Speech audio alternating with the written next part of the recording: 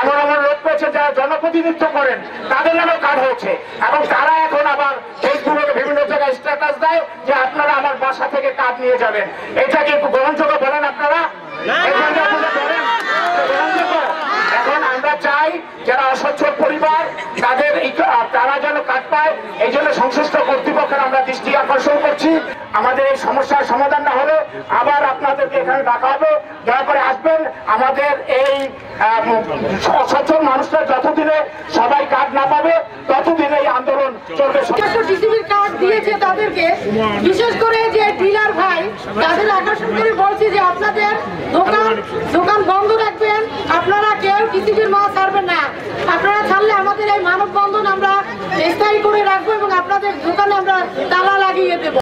Card পেয়েছে কারা? Card পেয়েছে বিদ্যমান সচ্ছল পরিবার, অথচ হাতে দরিদ্র রিক্সা চালক শ্রমিক, তারা কিন্তু আমরা এখনো কার্ড পাই নাই।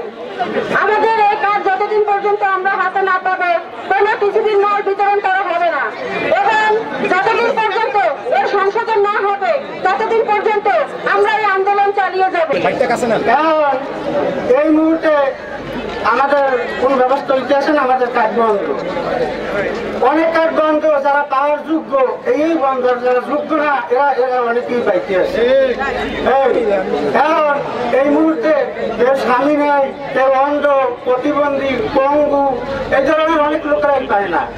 তাহলে এইটা কি করার আছে? এইটা কি সরকারের কোনো সংস্কার হইল? এইটার কোনো সংস্কার না।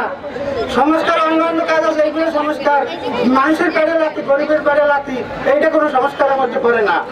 কারণ আমাদের দাবি, আমরা যারা বাদ হয়ে গেছি এই কাজগুলো আবার সুন্দরভাবে আমরা ফেরত পাই, এই আমাদের দাবি।